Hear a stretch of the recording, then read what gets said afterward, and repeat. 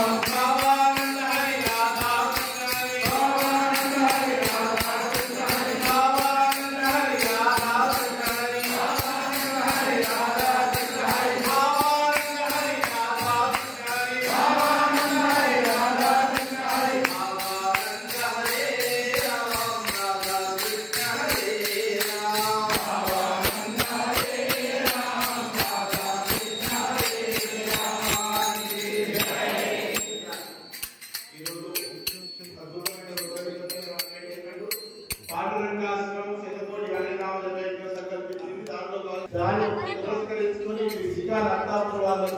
ఇటు పాండురంగాశ్రమం భగవత్ సేవా సమాజం సభ్యులు వచ్చారు. వీరందరి సమ్మిళితంతో